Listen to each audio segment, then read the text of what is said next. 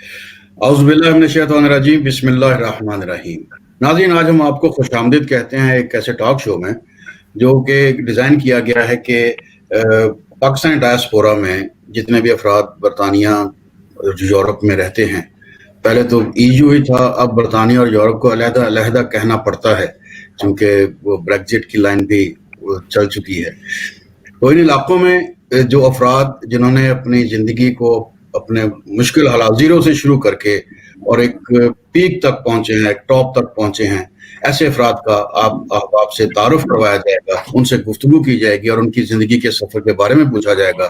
اس سلسلے میں سب سے پہلے آج ہم نے دعوت دی ہے ڈاکٹر افضل خان صاحب کو، جو کہ برطانوی پارلیمنٹ کے ممبر بھی ہیں اور شیڈو کابینہ کے منسٹر بھی رہے ہیں 2 دفعہ، اور اس کے پہلے وہ یورپین پارلیمنٹ میں بھی ممبر رہے ہیں اور یہاں بھی انہوں نے بہت سے کار نمایاں انجام دیے، جس کے بارے میں ہم ان سے پوچھتے ہیں. ڈاکٹر صاحب، آپ کو ویلکم کہتے ہیں. جی بسم اللہ الرحمن الرحیم. السلام علیکم آپ کو بھی اور آپ کے ویوز کو بھی. تھینک یو کہ آپ نے مجھے بھی موقع دیا کہ آپ سے کچھ عرصے بعد ملاقات ہو رہی ہے. جی بہت شکریہ. ان کے ساتھ ہمارے ساتھ شریک گفتگو ہیں، کو ہوسٹ آپ ان کو کہہ لیں، کہ ڈاکٹر سید سبطین حسین شاہ صاحب پولینڈ سے تشریف فرما ہیں. انہوں نے وہیں جو حال ہی میں PhD کی ہے وارسا یونیورسٹی میں، اور ماہر امور سیاسیات و معاشرت ہیں. ڈاکٹر صاحب، آپ کو بھی خوش آمدید کہتے ہیں. بہت شکریہ جناب عمران ثاقب صاحب. جی، آپ دونوں کا یقیناً دونوں ساتھیوں کا بہت شکریہ کہ آپ نے اپنا ٹائم بھی نکالا. اور لیکن جو ہم یہ چاہتے ہیں کہ پاکستان میں لوگ جو بیٹھے ہوئے ہیں ان کو بھی ایک ہوپ ملے، ان کو بھی ایک انسپائریشن ملے کہ یہاں سے جب لوگ جاتے ہیں تو ان میں ایسے لوگ بھی ہوتے ہیں کہ بری خبریں ہی نہیں آتی، بہت اچھی خبریں اور بہت اچھے ایسی شخصیات بھی موجود ہیں ہمارے یہاں ڈائسپورا میں، جو کہ پاکستان کا نام بھی روشن کرتے ہیں، اپنا نام بھی بہتر کرتے ہیں، اور جن ممالک میں رہتے ہیں ان کے لیے بھی فائدہ مند اور سود مند شہری ثابت ہوتے ہیں. جی ڈاکٹر صاحب، آپ سے ہم شروع کریں گے. یہ بات چونکہ تھوڑی سی آپ کے بچپن سے شروع ہوگی، تو تاکہ ہمیں اندازہ ہو، ہمارے ساتھیوں کو بھی اندازہ ہو، دیکھنے والوں کو بھی اندازہ ہو کہ آپ نے اب کہاں پہ آپ اس دنیا میں تشریف لائے، کون سے شہر میں، اور کیسے آپ کا کس گاؤں میں، کس شہر میں کیا ہوا؟ جی، میرا تعلق پاکستان جیلم سے ہے. جیلم کے گاؤں ٹانیہ والا ہے جہاں میں میری بچپن کا ٹائم ہے، اور 11 سال کی عمر میں یہاں آ گیا تھا. تو 0 سے 11 جو ہے وہ آپ سمجھے زیادہ تھا تو جیلم تھا. لیکن کیونکہ میرے والد صاحب آرمی میں تھے تو کبھی کبھی موقع ملتا تھا کہ دوسرے شہروں میں بھی یہاں پہ وہ بیس تھے جانے کا. پرٹیکولر جو مجھے یاد ہے وہ کوئٹہ کی بات ہے، میں چھوٹا تھا بہت، اور کوئٹے کی سردی آج تک یاد ہے. اور پھر دوسری بات جو مجھے زیادہ یاد ہے بچپن کی، تو وہ لاہور کی ہے. لاہور میں وہ اسٹیشن تھے اربانسپورہ میں، وہ آرمڈ کور میں تھے. تو وہ بہت اچھا ٹائم تھا. لاہور کو دیکھنے کا موقع ملا، آرمی کو قریب سے دیکھنے کا موقع ملا. تو یہ وہ 2 بنیادی چیزیں ہیں میں سمجھتا ہوں جو میں نے پاکستان کوئٹہ اور لاہور والد صاحب کی آرمی کے بیس پہ دیکھی ہیں. اچھا، تو پھر تو آپ 11 سال ہی پاکستان میں، 5-6 سال بعد تو بندے کو تھوڑا سا وہ چیزیں نظر آنی شروع ہوتی ہیں. تو اس کا مطلب کہ آپ کو 3-4 سال ہی پاکستان میں ملے کہ جو آپ کا وہاں پہ مشاہدہ ہوگا. تو آپ کشمیر سے آپ کا کیا رشتہ ہے؟ آپ کے کوئی والدین میں سے کشمیر سے ہیں یا کیا ہے؟ کیونکہ کشمیر کے آپ نے بہت ایکٹیویزم کیا ہے. جی، بچپن کی جو باتیں ہیں اس میں کشمیر کا بھی ایکچولی حصہ ہے، لیکن وہ میرا رخ والدہ کی طرف سے ہے.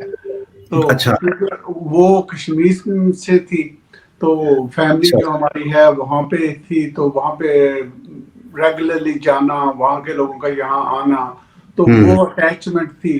ماں کا رشتہ ویسے ہی پیارا ہوتا ہے، ساری سائڈ جو اس کشمیر سے ہے، تو آپ کہہ سکتے ہیں کہ مجھے نیچرل افیلیشن ہے کشمیر کی طرف. لیکن اس کے زیادہ بات یہ ہے کہ اس وقت جب ہم یہاں پہ کھڑے ہیں تو آپ دیکھتے ہیں کہ انسانیت کی ایشو بھی ہے. صرف بات خونی رشتے کی بات نہیں ہو رہی، یہ بات یہ بھی ہے کہ انسانیت کا مسئلہ بھی ہے کہ اتنے سے جو ظلم ہو رہا ہے. جی راج صاحب، یہ جو کشمیر کے حوالے سے بات کی، اپنے والدہ کے حوالے سے بات کی، تو ان کا کون سا علاقہ، یا آزاد کشمیر ہے یا مقبوضہ کشمیر کا علاقہ ان کا تھا؟ اور اب بھی آپ کا تعلق، آپ جاتے ہیں وہاں پر ان سے، ان لوگوں سے جو آپ کے جو نانیال رابطہ ہوتا ہے ان سے؟ جی ان کا تعلق جی آزاد کشمیر کی طرف سے ہے، اور پرٹیکولرلی میرپور سائڈ پہ کاسگما دماوا اس گاؤں ہے دماوا، جس میں ان کی فیملی اسٹیبلشڈ ہے، اور میں وہاں جاتا رہا ہوں۔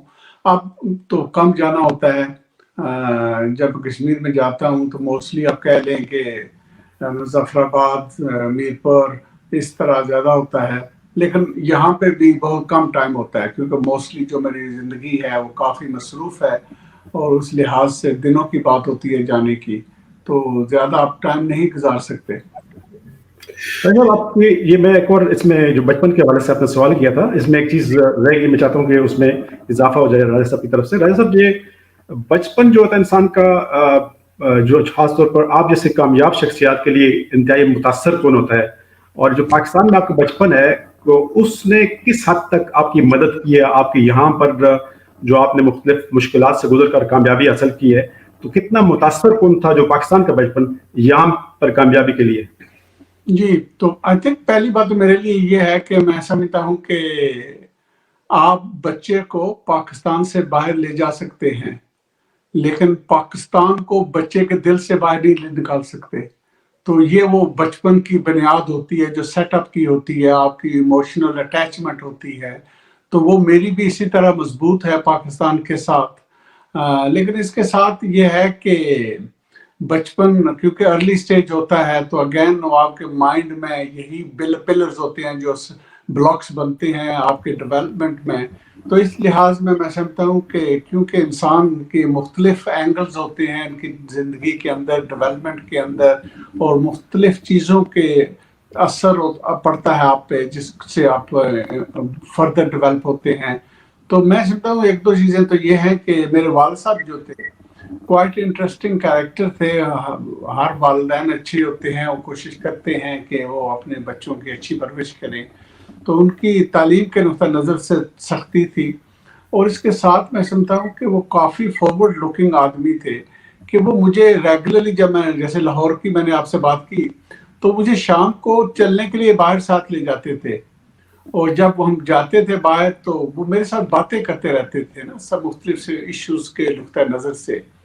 تو اس وقت جب میں بچہ تھا تو میں اس کو بہت ہی ڈریڈ کرتا تھا کہ مصیبت شروع ہونے والی ہے جب چلنے کے لیے باہر جاؤں گا والد کے ساتھ۔ لیکن جب اب میں سوچتا ہوں اور دیکھتا ہوں تو میں سمجھتا ہوں کہ ایکچولی بہت ہی پازیٹیو چیز تھی جو میرے والد محترم کرتے تھے، اور ہر والدین کو چاہیے کہ وہ اپنے بچوں کو ایکچولی ٹائم دیں۔ یہ جو ٹائم دینا ہے یہ بہت بڑی انویسٹمنٹ ہے، اور اس کے ڈیویڈنڈز پھر آپ کو لیٹر ان لائف نظر آئیں گے۔ تو اس وقت تو مجھے زیادہ اس کا احساس نہیں تھا کہ اس کی فل امپلیکیشن ہے کیا، لیکن میں خود پرسنلی فیل کرتا تھا کہ یہ عذاب لگ رہا ہے مجھے، لیکن I think that was really important. اس زمانے میں کوئی خاص واقعہ جو آپ ابھی تک نہ بھولیں، بچپن کا جو پاکستان میں آپ نے بچپن گزارا ہے، خاص واقعہ جو جس نے آپ کو ہمیشہ پوری زندگی میں متاثر کیا اور ابھی تک آپ کو یاد ہے؟ I think فنڈامنٹلی کوئی زیادہ چیزیں نہیں ہیں میرے بچپن کے حساب سے، جیسے میں نے آپ کو کہا کہ مجھے میرے ذہن میں انگرینڈ ہوئی ہے کوئٹہ کی سردی، تو یہ ایک فیلنگ ہے، محسوس جو کرتا ہے۔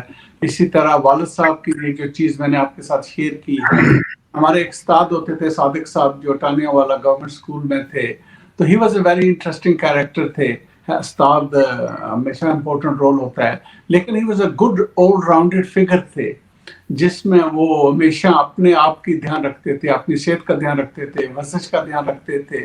تو میں نے ان کو قریب سے اس طرح دیکھا، تو دیٹ واز اگین انٹرسٹنگ۔ کہ مجھے یاد ہے کہ میں چھوٹا تھا تو ہمارے گاؤں کے تھوڑے سے فاصلے پہ دریائے جہلم ہے، اچھا، تو گاؤں سے وہاں جانا بچوں کے ساتھ اور کھیلنا اور پانی میں کھیلنا، تو میری والدہ اس چیز کو پسند نہیں کرتے تھے کہ اچھا، خطرہ محسوس ہوتا تھا، نیچرل چیز ہے، لیکن جب بچہ دوسروں ساتھیوں کے ساتھ ہوتا ہے تو مجھے بھی شوق تھا تو میں وہاں جاتا تھا۔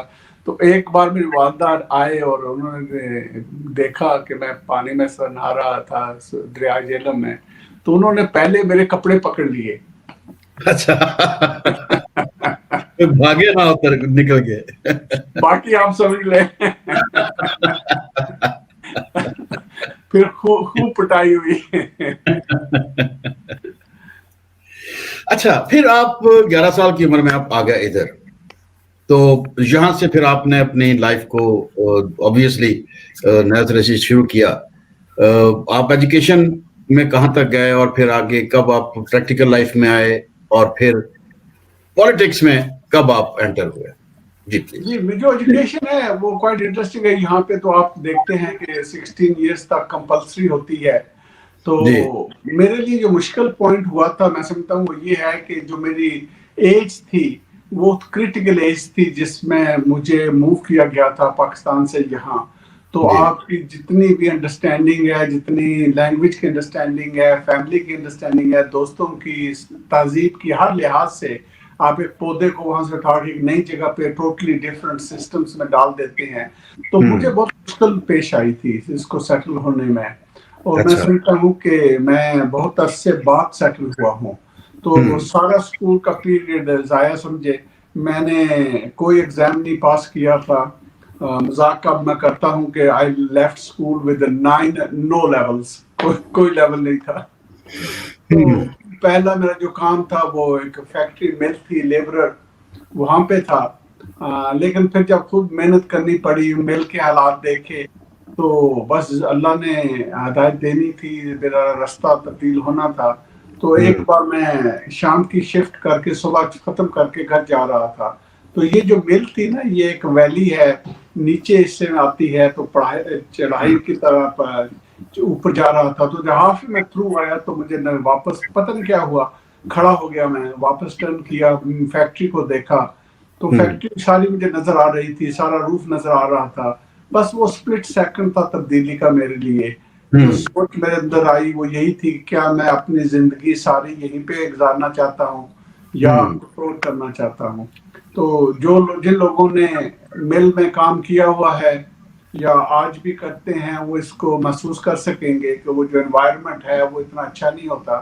تو جواب آسان تھا کہ یہاں پہ نہیں گزارنا، لیکن کیا کرنا ہے یہ مشکل بات تھی.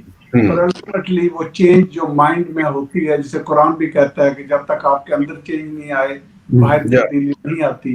تو وہ چیز میرے اندر سے ہو چکی تھی. تو کتنا پھر سوچ غور و فکر کیا تو الٹیمیٹلی واپس نتیجے پہ پہنچا کہ آپ کو تعلیم میں، پڑھائی میں آگے بڑھنا بہت ضروری ہے. جو ٹائم میں نے ضائع کیا ہوا تھا اس لحاظ سے بھی. تو پھر میری نیکسٹ آپ سمجھے 8-10 سال کی زندگی جو ہے وہ مکس زندگی رہی ہے، جس میں بہت سے مختلف میں نے کام کیے ہیں، لیکن ساتھ ساتھ میں اپنے آپ کو پڑھائی میں مختلف لیولز پہ آگے بڑھاتا گیا. پھر الٹیمیٹلی میری پولیس میں نوکری تھی یہاں پہ گریٹر مانچسٹر پولیس میں. اور جو دوسری بات میری سائڈ میں تھی کہ میں بہت جلدی میری شادی بھی ہو گئی تھی 19 ایئرس کی ایج پہ. تو میری جو وائف تھی رواجہ وہ بہت اچھی تھی پڑھنے کے نقطۂ نظر سے، وہ اچھا پروگریس کر رہی تھی. تو اس لحاظ سے پھر میں نے ان کی مدد کی تاکہ وہ کمپلیٹ کر سکیں. میں کام کرتا رہا. تو الٹیمیٹلی انہوں نے کوالیفائڈ کیا ایز اے ڈینٹسٹ. تو انہوں نے کام شروع کیا تو پھر میں دوبارہ واپس پڑھائی میں گیا اور میں نے لو ڈگری کی. اور لو کو کمپلیٹ کرنے کے بعد میں نے پریکٹس لو کی شروع کی. صاحب جو واقعہ بڑا دلچسپ واقعہ انہوں نے بتایا کہ جو فیکٹری جس میں کام کرتے تھے وہاں سے ان کا کرنے کیا، اور وہاں سے ایک سوچ ان کی ذہن میں آئی کہ مجھے پڑھنا چاہیے اور آگے بڑھنا چاہیے. ایسا اس وقت آپ کی عمر کتنی تھی اور یہ کون سے علاقہ ہے کہ جس علاقے میں فیکٹری تھی اور جہاں سے آپ نے اپنے ترقی کے نقطے کا آغاز کیا، اور کتنا گیپ ہے 11 سال میں آپ آئے اور کتنا گیپ ہے کہ آپ نے پھر پڑھائی دوبارہ شروع کی؟ جی تو آپ اس طرح لے سکتے ہیں کہ جب میں جس علاقہ جو ہے وہ بیسکلی نیلسن برائے فیلڈ لنکاشائر علاقہ ہے نارتھ برٹن کے حصے میں. تو یہیں پہ ارلی سٹیجز پہ میں نے رہا، کام کیا. اور ارلی میری ایجوکیشن بھی وہاں نیلسن کرون کالج تھا، برلے کالج تھا، تھوڑا کام کیا. اور پھر میں بیسکلی اراؤنڈ 19 ایئرس کی ایج میں مانچسٹر موو ہو گیا اور مانچسٹر اس کے بعد میری بیس رہی ہے ساری ہر چیز کی. اور یہاں پہ پھر میں نے او لیولز کیے اور اے لیولز بھی کیے اور پھر میں نے پہلے فزکس ڈگری کی طرف کیا اور پھر میں الٹیمیٹلی میں نے لو کیا. یہ آپ کے جو سسر تھے ان کے بارے میں کہا جاتا ہے ان کا بھی بڑا کردار آپ کو برطانیہ لانے میں اور آپ کی تربیت کے حوالے سے بھی. تو یہ اس میں کتنی حقیقت ہے کہ خاص جو آپ کے سسر ہیں آپ کے انکل بھی لگتے ہیں؟ جی جی جی جی انہوں نے مجھے اڈاپٹ کیا کر کے یہاں لائے تھے. لیکن میں سمجھتا ہوں کہ میرا جو امپیکٹ ایجوکیشن کی طرف ہے وہ شاید میری جب یہ تبدیلی میرے اندر آئی تو مجھے دین کی طرف بھی آنے کا موقع ملا. اور اس وقت یہاں پہ ایک اچھے عالم تھے مانچسٹر میں، سید شریف احمد صاحب اللہ ان کی مغفرت فرمائے، فوت ہو چکے ہیں. بہت ہی میں سمجھتا ہوں اچھے عالم تھے. وہ دیوبند سے فارغ تھے اور ان کا تاریخ کے ساتھ بھی حصہ تھا. تو بس یہ موقع ملا مجھے ان کے نگرانی میں دین کو سمجھنے کا اور اپنے آپ کی تبدیلی لانے میں. تو میں سمجھتا ہوں یہ جو تبدیلی زیادہ تر میری ہے وہ اس لحاظ سے ہوئی ہے کہ جب پہلے تھا تو میں فنڈامنٹلی ٹوٹلی پھسل چکا تھا اس لحاظ سے کہ میں خدا و تعالیٰ کی ذات پہ بھی میری یقین ختم ہو چکا تھا. تو دوبارہ واپس آنا اور ان کی رہنمائی میں دین کو سیکھنا اور دین کے ساتھ زندگی تو ملی ہوئی ہے. تو یہ وہ ڈیولپمنٹ ہے. میں سمجھتا ہوں اس چیز نے مجھے بہت طاقت دی. دین کو سمجھنے میں ان مولانا صاحب نے آپ کی بڑی مدد کی. ہاں جی ہاں بہت ایک ہی تو بچپن میں جاتے ہیں سمجھنا آپ کو تھوڑا سا اگلا اسٹیپ ہوتا ہے. جی پھر بولے. میں نے کہا دین سیکھ تو ہم بچپن میں ہی جاتے ہیں ڈنڈے سے یا جب چپیڑے والا گھاس ہو گیا تو، لیکن دین کو سمجھنا جو ہے وہ تھوڑا سا پھر بعد میں جو یہ شعوری کیفیت میں بندہ آ کے سمجھتا ہے دین کو. صحیح ہے. ہاں بچپن میں ڈنڈے میں نے دیکھے ہیں بہت اور الٹیمیٹلی میں ایکچولی ریبیل کیا تھا میں نے. اور ریبیل کا بنیادی پوائنٹ یہی تھا کہ میں سمجھتا تھا کہ یہ طریقہ پڑھانے کا اس درست طرح نہیں. شدت کرنا یہ مجھے ایکسیپٹ نہیں ہے. تو میں نے اس کو ریکٹ کیا تھا. اور دوسری چیز جو مجھے نظر آئی تھی اس وقت کچھ علماء اکرام کے حوالے سے، میں سمجھتا تھا کہ جو قول اور فعل ہے اس میں مجھے تضاد نظر آ رہا تھا. تو اس چیز نے بھی مجھے ریجیکٹ کیا کہ تو الٹیمیٹلی میں نے فیتھ کو ہی ریجیکٹ کر دیا جو مذہب ہے. لیکن ایکچوئل اب جب میں دیکھتا ہوں تو مجھے سامنے چیز ہے کلیئر کہ مذہب کی بات نہیں ہے، یہ بات تو انسان کی ہے کہ انسان کے اندر اچھے برے لوگ ہوتے ہیں. اور اسی طرح علماء اکرام کے اندر بھی ایسے ہی لوگ ہیں جو بہت اچھے، جیسے کہ میں کہہ رہا ہوں سید شریف احمد انہوں نے میری زندگی بدل دی. اور دوسری طرف ایسے بھی تھے جو سمجھتے تھے کہ اچھا کھانا ان کو ملنا بہت ضروری ہے. یہ وہ ٹینشن ہے ترجیحات، جو فکری ترجیحات میں ان میں یہ تبدیلی آئی ساتھ ساتھ. جی جی. اچھا دوسری بات یہ کہ ابھی یہ تو آپ کی ایجوکیشن اور آپ ایک بلوغت میں آپ داخل ہو گئے ہیں. سیاست میں آپ کا رجحان کب سے شروع ہوا؟ سیاست جی تو بیسیکلی اس کی جو بیک گراؤنڈ ہے وہ یہ ہے کہ میں دینی کاموں میں کافی انوالو تھا. برطانیہ کے اندر مختلف جو مین تنظیمیں ہیں ان میں انوالو تھا. کچھ تنظیموں کو سیٹ اپ کرنے میں میرا انوالومنٹ تھی. تو میرا موسٹلی انرجی جو تھی، سوچ تھی، وہ ساری اس لحاظ سے تھی. تو اس وقت اربکان کی حکومت تھی ترکی کے اندر اور انہوں نے فتح استنبول کے ایک سیلیبریشن رکھی ہوئی تھی. تو وہاں پہ انہوں نے مختلف لوگوں کو دنیا بھر کے مسلمان ممالک سے پرٹیکولرلی دعوت دی ہوئی تھی. تو برطانیہ سے چند لوگوں کو دعوت تھی. تو ان میں سے ایک میں تھا جو وہاں پہ گیا تھا. تو وہاں پہ بس ایک شام بیٹھے ہوئے تھے ایک ہوٹل میں، تو بات شروع ہوگی سیاست کے حوالے سے. تو سب کی رائے یہ بن رہی تھی کہ ایکچولی یورپ کے اندر ہم آباد ہیں تو یورپ کے اندر سیاست میں حصہ لینا ہمارے لیے بہت ضروری ہے. تو بات بڑھتی بڑھتی الٹیمیٹلی اس پہ آ کے کھڑی ہوئی کہ مجھے حصہ لینا چاہیے سیاست میں. تو جب انہوں نے یہ خیال ظاہر کیا تو میں ہنس پڑا. میں نے کہا کہ آپ نے بہت اچھا آدمی ڈھونڈا ہے جس نے آج تک کبھی ووٹ بھی نہیں ڈالی. آپ کہہ رہے ہیں کہ مجھے سیاست میں حصہ لینا چاہیے. تو کہتے ہیں نہیں یہ ضروری ہے, ہمیں سوچنا چاہیے, کرنا چاہیے. تو میں نے کہا جی ٹھیک ہے, آپ جو کہہ رہے ہیں, آپ بزرگ ہیں یہاں پہ, مجھ سے زیادہ تجربہ رکھتے ہیں, دین کا علم زیادہ رکھتے ہیں, میں صرف یہ وعدہ کر سکتا ہوں کہ میں اس پہ سوچوں گا. تو اس بات پہ بات ختم ہوئی. پھر جب میں واپس آیا انگلینڈ تو میں نے اس پہ سوچا, لیکن میں پھر بھی فیصلہ نہیں کر سکا. تو پھر میں نے آئیڈینٹیفائی کیے 3-4 آدمی برطانیہ کے اندر جو میری نظر میں اچھے تھے, شعور رکھتے تھے, دین دنیا کو سمجھتے تھے, ورلڈ کے چیلنجز کو سمجھتے تھے. تو پھر میں ایک ایک ان کے پاس گیا اور یہ بات ان کے سامنے رکھی کہ بھائی یہ بات ہے اور آپ کی رائے کیا ہے. تو انٹرسٹنگ پوائنٹ اس میں یہ ہوئی کہ چاروں کے چاروں نے یہ کہا کہ بات صحیح ہے, ہمیں حصہ لینے کی ضرورت ہے, یہ ہماری کمیونٹی کی ضرورت ہے. اور اس میں جو ایک شخص تھے وہ پروفیسر خورشید احمد, بہت ضعیف ہیں, آج کل بھی لیسٹر ہوتے ہیں اور ان کا تعلق جماعت اسلامی سے بھی ہے آئی تھنک. تو مرکزی پوزیشن میں رہے ہیں. جی. تو انہوں نے بڑی ایک امپورٹنٹ بات کہی مجھے جو میرے دل میں لگی, وہ یہ کہ انہوں نے یہ کہا کہ صرف یہ نہیں کہ ہمیں حصہ لینا چاہیے, بلکہ ہمیں 20 سال پہلے یہ کام کرنا چاہیے تھا. یہ ان کی بات جو تھی وہ مجھے بہت ہی امپورٹنٹ لگی. خالی یہ نہیں کہ ہمیں حصہ لینا چاہیے تھا, بلکہ ہمیں بہت عرصہ پہلے یہ کام کرنا چاہیے تھا. اب دیر ہو گئی. میں نے سوچا کہ ٹھیک ہے, تو میں نے یہ فیصلہ تو کر لیا کہ میں سیاست کروں کی طرف جاؤں گا. لیکن پھر بھی میرے لیے مشکل تھی, کیونکہ میں بڑی محنت کر کے پارٹنر بنا تھا ایک لو فرم میں, جو اچھی خاصی فرم تھی, جس کی 2 برانچیں تھی, 30-40 لوگ اس کام کرتے تھے, اچھی خاصی انکم تھی.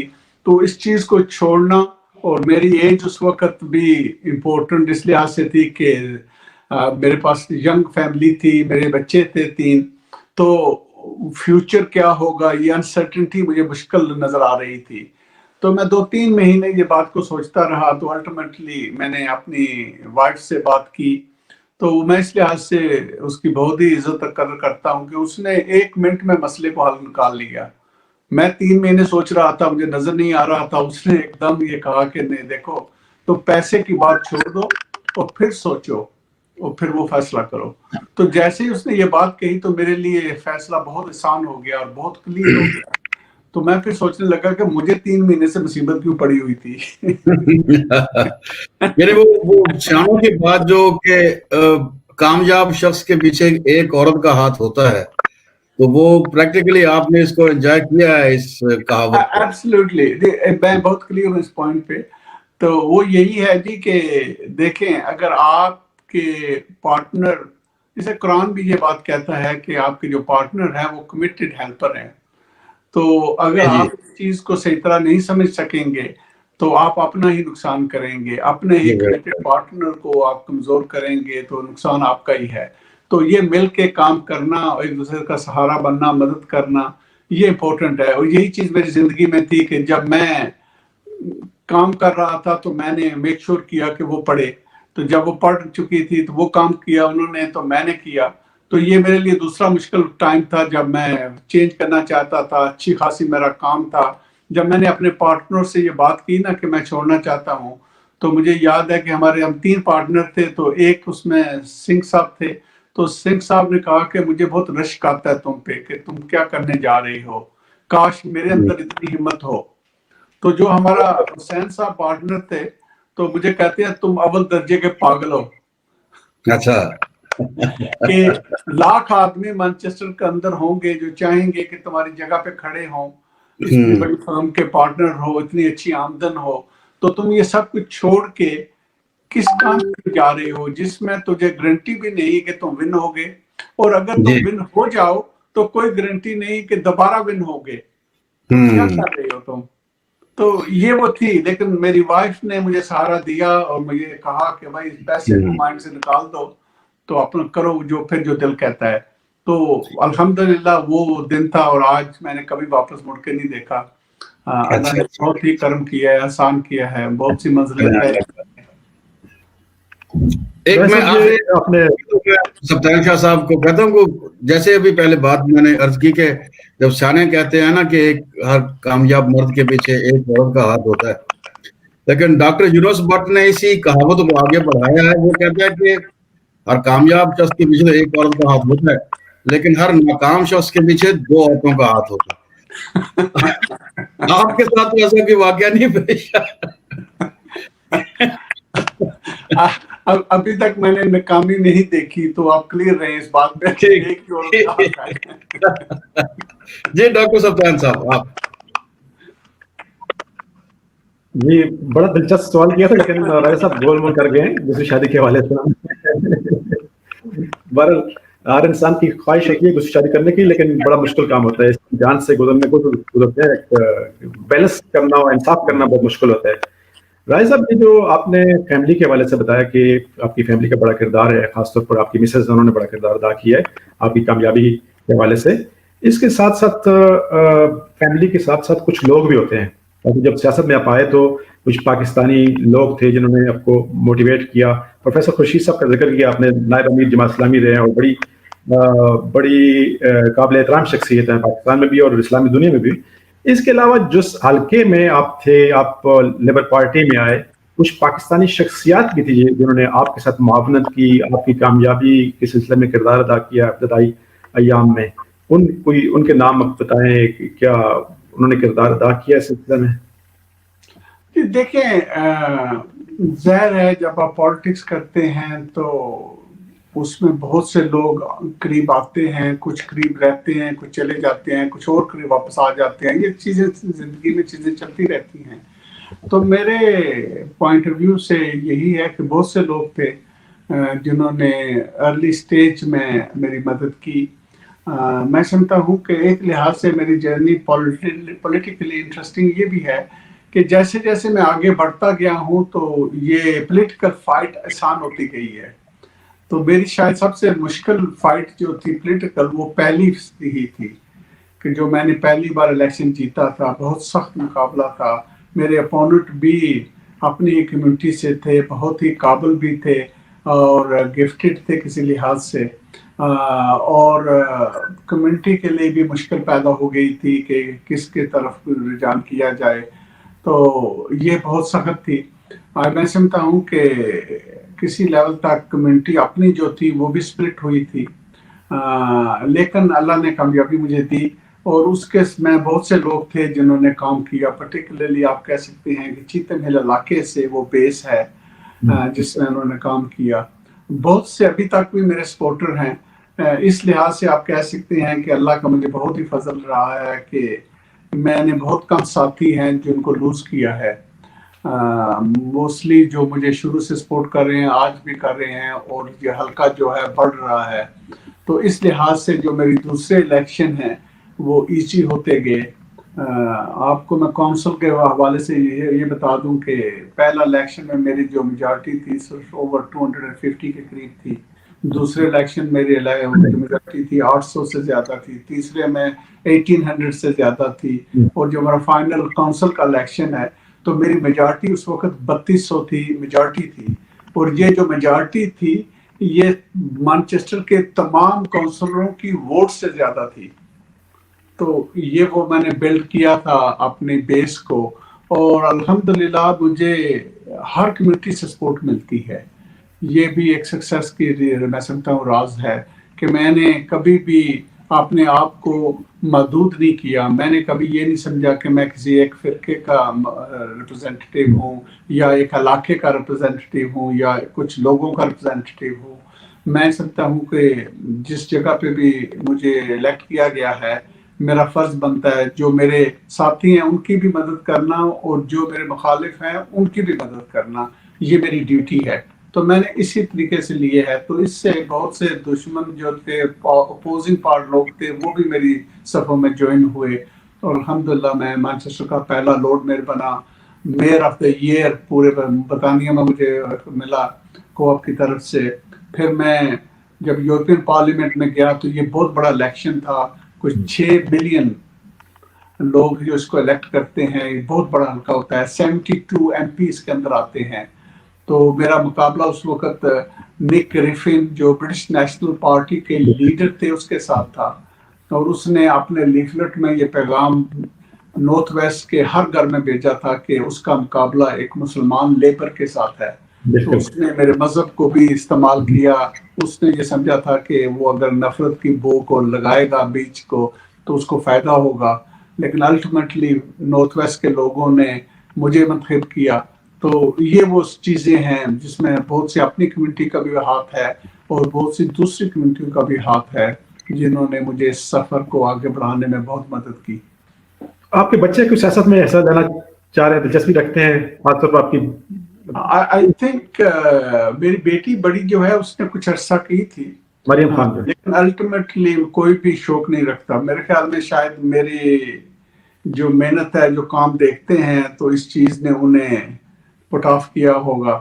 تو لیکن الحمدللہ اللہ کا احسان ہے، میں لبرل ہوں اس لحاظ سے کہ بچوں کی اپنی زندگی ہے. میرا فرض بنتا تھا کہ ان کی اچھی پرورش کرنا، اچھی تعلیم دینا. تینوں پروفیشنل ہیں اپنے اپنے فیلڈ میں، تو کام کر رہے ہیں اپنا، لیکن پالیٹکس میں میری فیملی میں سے کوئی نہیں ہے. اب کوئی نہیں ہے. مریم خان جو تھی وہ پہلے کونسلر انہوں نے چھوڑ دیا تھا کچھ عرصے کو، 4-5 سال انہوں نے کیا تھا. ماشاءاللہ بہت اچھی. 3 بچے آپ کے؟ انٹرسٹنگ پوائنٹ یہ تھا کہ وہ میری اجازت کے بغیر وہ خود آئی تھی سیاست میں. تو مجھے پتا چلا تھا جب وہ سٹینڈ ہو رہی تھی، تو میں نے کہا بیٹا مجھے کیوں نہیں بتایا؟ تو کہہ دیا ڈیڈ میں اپنے آپ سے کرنا چاہتی تھی، میں آپ سے مدد نہیں لینا چاہتی تھی. تو پھر آخر میں کہہ رہا تھا بیٹی آپ کو کرنا چاہیے، یہ بہت اچھا فیوچر ہے آپ کے لیے. لیکن اس نے کہا نہیں ڈیڈ، میں اگر 20 سال بعد بھی آؤں تو تب بھی میں ینگ ہوں گی سیاست کے نقطہ نظر سے، تو میں اپنی زندگی کو پہلے ڈیولپ کرنا چاہتی ہوں. تو بس ٹھیک ہے، یہ ان کی مرضی ہے الحمدللہ. 3 بچے آپ کے؟ جی 2 بیٹیاں ہیں الحمدللہ، اللہ کا فضل ہے. ایک بیٹا ہے. کس پروفیشن سے وابستہ ہیں آپ؟ یہ قانون کے بیٹی جو بڑی کی میں بات کر رہا ہوں وہ وکیل ہے، میرے پیشے کے ساتھ تعلق ہے اس کا. اس کے بعد بیٹا ہے اس کا، وہ ڈینٹسٹ ہے. تو جو 3rd بیٹی ہے وہ آپٹیشین ہے، آنکھوں کا کرتی ہے. سو تینوں پروفیشنل ہیں. مزید آگے بڑھنے سے پہلے ویسا بھی انسان کی صحت بہت اہم کردار ادا کرتی ہے انسان کی کامیابی کے پیچھے. انسان کی صحت جو ہے وہ اچھی صحت ہونا یہ 1000 نعمتوں کے برابر ہے. تو آپ ماشاءاللہ آپ کی صحت کا راز کیا ہے؟ کیا کھاتے ہیں؟ پاکستانی کھانے جو ہے کافی چکنائی والے ہوتے ہیں اور ان کو ہضم کرنا بھی ایسا شخص جس کا کام جسمانی نہیں ہے مشکل ہوتا ہے. تو آپ کی صحت کا راز کیا ہے؟ کس طرح کے کھانے کھاتے ہیں آپ؟ بس اللہ کا فضل ہے، اللہ نے اچھی صحت دی ہے. میں سمجھتا ہوں ایکچولی بہت اچھی صحت دی ہے. آئی تھنک ایک تو پوائنٹ یہ ہے کہ ارلی سٹیجز میں نے اپنے بدن پہ کافی محنت کی ہوئی تھی. تو وہ مجھے اس نے کافی 20-30 سال سپورٹ کیا ہے. میں سمجھتا ہوں جو ارلی ایج، پیک ایج ہوتی ہے نا اس وقت، تو اس کی محنت کا مجھے فائدہ ملا ہے. دوسری بات یہ ہے کہ میں کھانے کے لحاظ سے نارمل غذا کھاتا ہوں. اپنے کھانے زیادہ پسند کرتا ہوں، یہ صحیح کہا آپ نے، لیکن اس کا میں علاج ضرور کرتا ہوں تیل کا. کہ نارملی میں ٹیشو لے کے اس کو تیل کو سیپریٹ کر دیتا ہوں. ٹیشو جو ہے بہت اچھا جو ہے وہ کافی مشکل پیدا کرتی ہے انسان کے لیے، پاکستانی کھانوں میں. اور تیسری بات یہ ہے کہ جب میں لارڈ میئر بنا تھا تو مجھے کسی نے نا مشورہ دیا تھا، تو میں سمجھتا ہوں بہت اچھا مشورہ ہے، کیونکہ وہ کہتے ہیں کہ جب آپ لارڈ میئر بنتے ہیں تو آپ کا کوئی 1 سٹون وزن بڑھ جاتا ہے. تو اس نے مجھے کہا بھائی پہلی بات تو یہ ہے کہ جب برطانیہ کے اندر لارڈ میئر کو بنتا ہے تو شراب کا مسئلہ ہوتا ہے. تو آپ شراب پیتے نہیں ہیں تو آپ کا آدھا مسئلہ تو حل ہے. تو دوسری بات یہ ہوتی ہے کہ آپ کو بہت سے سویٹس چیزیں ملتی ہیں کھانے کے لیے. تو اس نے مجھے یہ کہا تھا کہ آپ پہلی چیز یہ ہے کہ اپنے ڈرنک کے اندر پانی کو زیادہ سے زیادہ استعمال کریں، جوس کو بھی استعمال نہ کریں. تو یہ میں سمجھتا ہوں بہت ہی اچھا مشورہ ہے. اگر آپ اپنی زندگی کے اندر پانی کو زیادہ کریں تو یہ بہت فائدہ ہوگا. اور دوسری چیز جو انہوں نے شوگر کے انٹرسٹنگ پوائنٹ تھا، اس نے یہ کہا تھا کہ جب بھی آپ کو سویٹ ملے، یہ تھا کہ سویٹ کو آدھا کریں، آدھا کھا لیں، آدھا چھوڑ دیں. تو یہ وہ پوائنٹ تھا. گفتگو ان کے ساتھ جاری تھی اور خاص طور پر ایسے واقعات جو اب تک سامنے نہیں آئے. انسان کی کامیابی کے پیچھے بہت سارے کردار ہوتے ہیں، بہت سارے واقعات ہوتے ہیں. زندگی میں مشکلات بھی ہوتی ہیں، آسانیاں بھی ہوتی ہیں، اور وہ طے کر کے انسان ایک پوری عمارت کھڑی کرتا ہے کامیابی کی. تو بہت سے لوگوں کو اس کا پتہ نہیں ہوتا. تو بڑی دلچسپ گفتگو چودھری صاحب راجہ صاحب کے ساتھ جاری تھی، اور بہت سی ایسی باتیں انہوں نے کہی جو اس سے پہلے انہوں نے شاید ایسی باتیں پبلک میں نہیں کہیں. اور خاص طور پر ان کی ابتدائی زندگی سے متعلق ہم بات کر رہے تھے، اور ان کی صحت کے حوالے سے بات ہو رہی تھی. راجہ صاحب دوبارہ آپ آ گئے، دوبارہ آپ کو خوش آمدید کہتے ہیں پروگرام میں. راجہ صاحب بات کر رہے تھے اپنی صحت کے حوالے سے کہ کون سی غذائیں استعمال کرتے ہیں، کس طرح آپ صحت کو برقرار رکھ رہے ہیں. اس کے علاوہ ورزش کا کافی کردار ہوتا ہے، انسان ایکسرسائز کرے. تو کیا سمجھتے ہیں کہ آپ بھی اس سلسلے میں کوئی آپ اس پہ یقین رکھتے ہیں کہ انسان کو ایکسرسائز بھی کرنی چاہیے، زیادہ دوڑنا چاہیے کوئی؟ جی میں نے پہلے تو آپ کو بتا دیا نا کہ کھانے کے حوالے سے. دوسری بات میں سمجھتا ہوں جو امپورٹنٹ ہے سونے کے حوالے سے ہے کہ آپ اپنی آرام جو ہے وہ صحیح ہونا چاہیے، کیونکہ اللہ کے نظام کے اندر جب آپ آرام کرتے ہیں تو وہ آپ کی پوری ریپیئرنگ کی جاتی ہے اور آپ کو فلی اکوپ کیا جاتا ہے. تو جو ڈیمیج ہوتا ہے چیزوں کا تو وہی بہت ضروری ہے. تو آرام.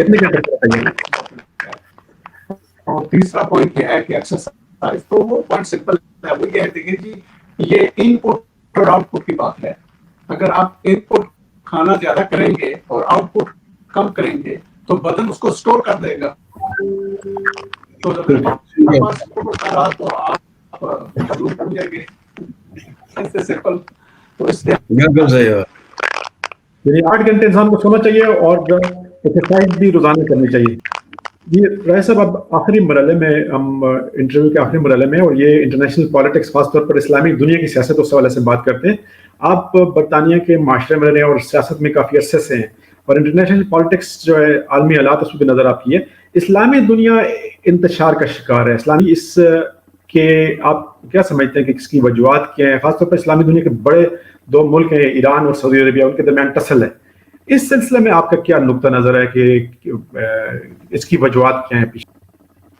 جی ایک تو سمپل ہسٹوریکل کانٹیکس میں بات ہے کہ عروج اور زوال قوموں پہ آتے رہتے ہیں، اور نیچرلی جو مسلمان ہیں ان پہ بھی بہت عروج رہا ہے. 1000 سال کی بہت بڑی ہسٹری ہے. اس کے بعد زوال کا ٹائم ہے.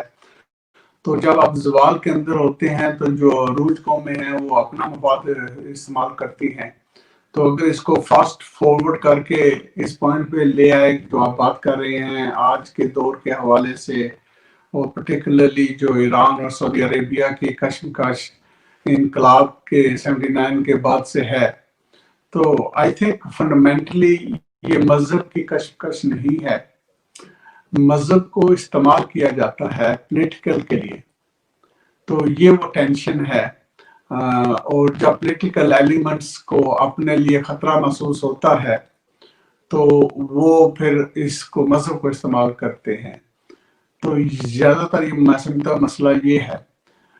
لیکن الٹیمیٹلی پوائنٹ تو پھر یہی ہے نا کہ اس کو کیسے حل کیا جائے. تو آئی تھنک جو بھی بڑا ہوگا وہی جو دوسرے کی طرف قدم بڑھائے گا، اور اس کو مینج کرنے کی ضرورت ہے کہ جو لوگ خطرہ فیل کرتے ہیں. جب میں برطانیہ کے طرف سے MEP تھا تو میں یورپ کا وائس پریزیڈنٹ تھا سیکیورٹی اور ڈیفنس کا. تو اس وقت مجھے بہت موقع ملا مختلف جگہوں پہ جانے کا، مختلف ممالک سے جانے کا، اور میں ساتھ ہی اسپیشل انوائے تھا جانی پٹیلا جو پریزیڈنٹ تھے وہاں پہ ان کا مسلم ورلڈ کی طرف. تو مجھے جو چیز محسوس ہوئی تھی وہ یہ تھی کہ یہ جو عرب ممالک ہیں یہ چھوٹے چھوٹے ملک ہیں موسٹلی. اگر رقبے کے لحاظ سے سعودی عرب بڑا بھی ہے لیکن پاپولیشن کے لحاظ سے یہ زیادہ نہیں ہے. تو یہ اپنے آپ کو خطرے میں محسوس کرتے ہیں. تو یہ جو خطرہ ہے نا یہ ایک عجیب بیماری ہے کہ یہ آپ کو آپ کی لاجکس کو بھی ٹویسٹ کر دیتا ہے، اور آپ مختلف سٹیپس لیتے ہیں جو لاجیکل بھی نہیں ہوتے. تو اس لحاظ سے میں سمجھتا ہوں کہ ایران جو ہے پاورفل ملک ہے. ایران کو اس بات کی سمجھ ہونی چاہیے کہ اس کی کسی بھی حرکت سے اگر ان ممالک کو خطرہ محسوس ہوگا تو وہ کسی غیر کے طرف جھکیں گے. تو کسی غیر کی طرف جھکنا ان کا ایران کا ہی نقصان ہے اور ہم سب مسلمانوں کا نقصان ہے. تو اس کو صحیح مینیج کرنا ہی ایکچوئل چیلنج ہے. تو یہی میں ان نٹ شیل آپ سے عرض کرنا چاہوں گا کہ اتحاد کی جو بات ہے اس پہ ہمیں عمل کرنے کی ضرورت ہے، باتیں کرنے کی ضرورت نہیں ہے. تو اتحاد کے لیے قربانی بھی کچھ کر دینی پڑتی ہے، وہ بھی دینی چاہیے میں سمجھتا ہوں وائڈر لانگ ٹرم مفاد کے لیے. تو اس اگر خطرے کو کم کیا جائے تاکہ وہ محسوس نہ کریں اس خطرے کو، تو شاید اس میں آہستہ حالات بہتر ہو جائیں گے. آپ کا کیا خیال ہے کہ ابھی جو سعودی عرب میں جو ایک نئی شفٹ آ رہی ہے ریلیجس ایکسٹریمزم کی طرف سے، تھوڑا سا وہ نارملائز کیفیت کی طرف وہ جا رہے ہیں، تو وہاں پہ کافی ساری چیزیں اوپن بھی کی گئی ہیں جو پہلے ممنوع تھی، یا تو ایسی صورت میں کوئی بہتری کا امکان ہے، اپنے دیگر ممالک کے ساتھ تعلقات بہتر ہونے کا امکان ہے؟ پہلا پوائنٹ تو یہ ہے کہ عوام کی آواز ہونی چاہیے. یہ تو پوائنٹ اچھا ہے. میں یہ شور نہیں ہوں کہ کہاں تک جینوئن لبرلائزیشن ہو رہی ہے. آئی تھنک الٹیمیٹلی جو وہاں پہ ہے حکومت وہ ایک ملکی حکومت ہے اور ایبسلوٹ پاور ہے ان کے پاس. تو میں اس اوپننگ کو پسند کروں گا کہ جو سعودی عرب کی عوام ہیں وہ زیادہ سے زیادہ پولیٹیکل افیئرز میں انوالو ہوں، اور اس سے کسی حد تک میں سمجھتا ہوں کہ وہ سیف بھی فیل کریں گے اور ان کی جو ریلیشن شپ ہے اس سے امپروو ہونے کے زیادہ چانسز ہیں. اس وقت کلیئر ہے کہ یمن کی طرف آپ دیکھیں، قطر کی طرف دیکھیں، ایران کی طرف دیکھیں، تو یہ سب ہمارا نقصان ہے، اس میں کوئی فائدے کی چیز نہیں ہے. تو اسی لیے میں نے فنڈامنٹل پوائنٹ پہ بات کی ہے کہ جو ڈر ہے پوائنٹ کا، یہ فنڈامنٹل پوائنٹ ہے. اس ڈر کو ریموو کرنا جو ہے ہمارا فرض بنتا ہے، اور اس میں ترکی کا رول ہو سکتا ہے، ایران کا رول ہو سکتا ہے، پاکستان کا رول ہو سکتا ہے، خود عرب ممالک کے جو ملک ہیں ان کو. تو جہاں تک جتنا اوپننگ ہوگی جو عوام ہیں ان کا پولیٹیکل لیول میں، یہ اسٹیبلٹی کی طرف لے کے جائے گا. لانگ ٹرم، شارٹ ٹرم میں شاید تھوڑے سے پرابلم وغیرہ ہوں، لیکن لانگ ٹرم میں اس میں جو اسٹیبلٹی آئے گی. اور فطری پوائنٹ بھی یہ ہے کہ ہم ایز اے انسان زندہ جب کرتے ہیں تو ہم اس آزادی کے ساتھ ہوتے ہیں کہ ہمیں حق ہونا چاہیے. قرآن میں یہ پوائنٹ کہتا ہے کہ ہم خلیفہ ہیں، تو اگر ہم خلیفہ ہیں تو اس خلافت میں ہمارا حصہ ہونا چاہیے. تو یہ وہ پوائنٹ ہے جس کو ہم کو آگے بڑھانا ہے مسلم ممالک کے اندر. تھرو آؤٹ مسلم ملک میں سمجھتا ہوں کہ یہ خلافت کی جو کانسیپٹ ہے یہ کمزور ہے. شاہد صاحب، یہ جو آپ نے بات کی ایران اور سعودی عرب کی ٹسل، اس نے پاکستان کو بھی بہت زیادہ متاثر کیا. پچھلے 30-40 سالوں میں پاکستان کے اندر بہت زیادہ فرقہ واریت پھیلی اور پاکستان کی سوسائٹی ڈیوائڈ ہوئی ہے. وہاں پر بہت سارے واقعات ہوئے ہیں انتخاب کے حوالے سے اور دہشت گردی کے حوالے سے. پاکستان کے پاس ایک بہت بڑا جو فلسفی ہے علامہ اقبال کی، ایک قائد محمد علی جناح کی، ان کے نظریے کو آپ کس نظر سے دیکھتے ہیں؟ جس طرح محمد علی جناح نے 11 اگست 1947 کو تقریر فرمائی اور کہا کہ سارے لوگ جو مختلف فرقوں سے تعلق رکھتے ہیں، مختلف علاقوں سے تعلق رکھتے ہیں، ان کے جو مذہب کا معاملہ ہے وہ ان کا اپنا معاملہ ہے اور سوسائٹی کے اندر سارے برابر ہے.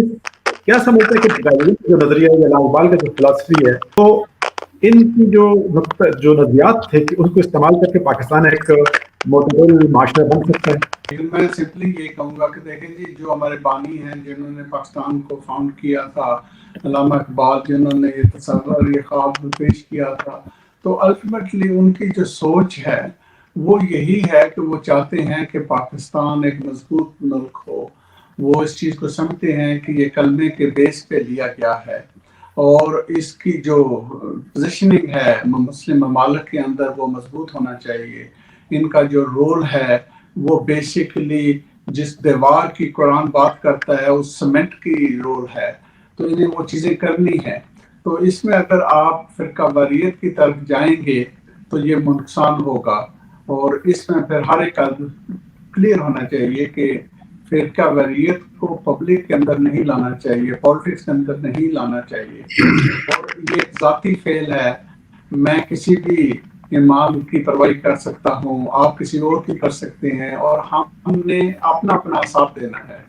تو اس کو بھی کلیئر رکھنا ہے. دوسرا پوائنٹ جو بہت ضروری ہے میں سمجھتا ہوں پاکستان کے نقطہ نظر سے، وہ یہ ہے کہ اچھی قیادت ہونی چاہیے، خدا خوف قیادت ہونا چاہیے، قیادت جو ہمدردی رکھے پاکستانی عوام کے ساتھ، وہ قیادت چاہیے. اس سے میں سمجھتا ہوں بہتری ہوگی. اور تیسرا پوائنٹ اس میں یہ ہے کہ جو ہمارا جوڈیشل سسٹم ہے پاکستان کے اندر، وہ جتنا زیادہ مضبوط ہوگا اتنا زیادہ پاکستان خوشحال ہوگا اور اتنا زیادہ پاکستان کے اندر امن آئے گا. تو جوڈیشل سسٹم کو اسٹرینتھن کرنا، اس انسٹیٹیوشن کو، یہ بہت بڑا کام ہے. پاکستان کی فوج کے نقطہ نظر سے پوائنٹ بہت کلیئر ہے کہ بہت اچھا ایک تنظیم ہے، ڈسپلن تنظیم ہے، اور انہوں نے بہت ہی پروگریس کیا ہے. جب آپ دیکھیں کہ ان کا جو مقابلہ ہے اپنے سے 8 گنا بڑے ملک کے ساتھ ہے، تو کیونکہ میں سیکیورٹی اور ڈیفنس میں رہا ہوں، میں اس چیز کو سمجھتا ہوں کہ ان کا جو رول ہے، کس طرح انہوں نے اتنی مشکلات کے باوجود، اتنی سائز کے ڈیفرنس ہونے کے باوجود، انہوں نے جو ڈیٹرنس کو مینٹین کیا ہے ہر لیول پہ، اس ریمارکیبل اچیومنٹ ہے. یہ بہت کم لوگ ہیں، کیونکہ میرا لنک ہے اس سائڈ پہ تو میں سمجھتا ہوں، تو میں کہہ رہا ہوں آپ سے کہ یہ جو ہماری فوج ہے پاکستان کے اندر، ان کی انکریڈبل اچیومنٹ ہے کہ اتنے عرصے میں جس طرح انہوں نے اس ڈیٹرنس کو مینٹین رکھا ہوا ہے، جس طرح بھی انڈیا موو کرتا ہے اس کو وہ میچ کرتے ہیں تاکہ ڈیٹرنس مینٹین رہے.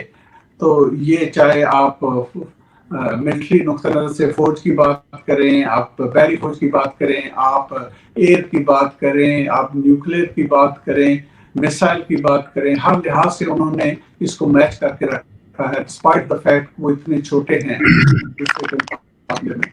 تو اس کی ہمیں قدر ہونی چاہیے کہ جب بھی آپ کمزور ہوں گے، آپ کو کبھی معاف نہیں کرے گا، آپ کو ہضم کرے گا. تو آپ زبردست، بڑے تو کوئی آپ کو ہضم نہیں کر سکے گا. تو اس لحاظ سے ہمیں کلیئر ہونا چاہیے. بڑے پریگمیٹک جو آپ نے پہلے کی. ایک سوال میں آخری کرنا چاہتا ہوں کہ برطانیہ میں پاکستانی ڈائسپورا کا فیوچر کیا ہے؟ آپ کس نظر سے دیکھتے ہیں مستقبل قریب میں یا بعید میں؟ ان کی وہاں پہ کیا سٹیٹس کے حوالے سے یا دیگر معاملات کے حوالے سے؟ آئی تھنک برطانیہ کے اندر پاکستانی کمیونٹی کی ریمارکیبل اچیومنٹ ہے. اگر آپ دیکھیں کہ ایک ینگ کمیونٹی ہے، 60 کے بعد آنا شروع ہوئے ہیں، 70 کے قریب لارج نمبر میں پہنچے ہیں، اور اگر وہاں اس ٹائم کو آپ میجر کریں اور اس کے بعد یہ دیکھیں کہ یہ کس بیس سے شروع ہوئے تھے، اس لو بیس سے شروع کر کے انہوں نے کتنے ہائی لیولز اچیو کیے ہیں، تو آپ کو یہ چیز کلیئر ہو جائے گی کہ ریمارکیبل جرنی ہے جو برٹش پاکستانی ہیں ان کی، برطانیہ کے اندر بھی اور پاکستان کے اندر بھی. آپ پروفیشنل لیول کے ان کو دیکھیں، انہوں نے اچھی خاصی پروگریس کی ہے. آپ ان کو بزنس کے حوالے سے دیکھیں، انہوں نے اچھی خاصی پروگریس کی ہے. آپ ان کو میڈیکل فیلڈ کو جب چیک کریں گے تو انہوں نے بہت اچھی پروگریس کی ہے. NHS کے بہت امپورٹنٹ ایلیمنٹ ہیں. آپ ان کو پولیٹیکل لیول پہ میجرمنٹ کریں تو اس فینامنل پروگریس ہے. اس وقت بھی آپ دیکھیں گے تو آپ کو گورنمنٹ کے اندر بھی اچھی خاصی تعداد میں نظر آئیں گے، اور میجسٹی کی اپوزیشن جو لیبر پارٹی ہے اس کے اندر بھی اچھے خاصے نظر آئیں گے. شیڈو منسٹری کے لیول پہ بھی بہت اچھے لیول پہ یہ جا رہے ہیں. نیچے لیول پہ آپ میئرس کے لیول پہ دیکھیں تو لندن جو برطانیہ کا نہیں صرف دنیا بھر کا ایک بہت ہی امپورٹنٹ شہر ہے، اس کا جو میئر ہے وہ صادق خان ہے جو پاکستان سے کنیکٹڈ ہے. اسی طرح بہت سے اور میئر ہیں، بہت سے کاؤنسل کے لیڈر ہیں، کوئی 400 کے قریب ہمارے پاس کاؤنسلر ہیں. تو یہ پیرامڈ کے طور پہ ڈیولپ ہوئے ہیں. تو یہ ایک بہت اچھی پروگریس ہے. جی، آخری سوال آپ کے لیے کہ آپ کیا پیغام دینا چاہیں گے خاص طور پر ان لوگوں کو جو آگے بڑھنا چاہتے ہیں، پاکستان میں ہیں یا پاکستان سے باہر ہیں، خاص طور پر نوجوان لوگ جو جن کے اندر ایک کرج موجود ہے اور ٹیلنٹ بھی ہے؟ جی، اس میں سمپل پیغام یہی ہے کہ دیکھیں، اگر آپ آئنسٹائن بھی ہوں، اگر آپ محنت نہیں کریں گے تو آپ کہیں بھی نہیں جا سکیں گے. تو محنت جو ہے مین ایلیمنٹ ہے کہ آپ اچھی نیت کے ساتھ دل لگا کے محنت کریں اور اپنی نظروں کو اونچا رکھیں، ایم ہائی کریں، تو کوئی وجہ نہیں کہ آپ سکسیس نہیں کریں گے. آپ کے سامنے بہت سے رول ماڈل ہیں جنہوں نے مختلف فیلڈز کے اندر اپنا بہت نام بنایا ہے اور ریناؤنڈ ہیں ورلڈ اوور. تو یہ ہر ایک کر سکتا ہے. اللہ کی طرف سے اللہ کی نعمتوں کی کوئی کمی نہیں ہے. اللہ نے جب انسان بنایا ہے تو یہ اشرف المخلوقات ہے. اس کی ایبلٹی جو ہے امیزنگ ہے. ہم پہ ہے کہ ہم کتنی محنت کر کے اس کو شائن کرتے ہیں. تو اس کو شائن کریں تو ضرور آپ دیکھیں گے کامیابی. جی بہت شکریہ ڈاکٹر افضل صاحب، آپ نے ہمیں اتنا ٹائم دیا اور آپ سے وہ ساری باتیں ہم نے پوچھنے کی کوشش کی جن مراحل سے آپ گزر کے یہاں تک پہنچے ہیں.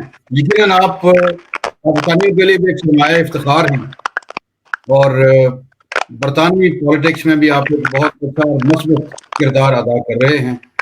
ہم ڈاکٹر سید سبطین شاہ صاحب کا بھی شکریہ ادا کرتے ہیں کہ انہوں نے بھی ہمارے ساتھ شرکت کی اس پروگرام میں کو ہوسٹ کے طور پہ بھی. تو انشاءاللہ پھر اگلے پروگرام میں پھر حاضر ہوں گے ایک نئی شخصیت کے ساتھ، اور ڈاکٹر افضل صاحب کو بھی تکلیف ہم دیتے رہیں گے مختلف مراحل میں. اب ہم کو اجازت دیجیے.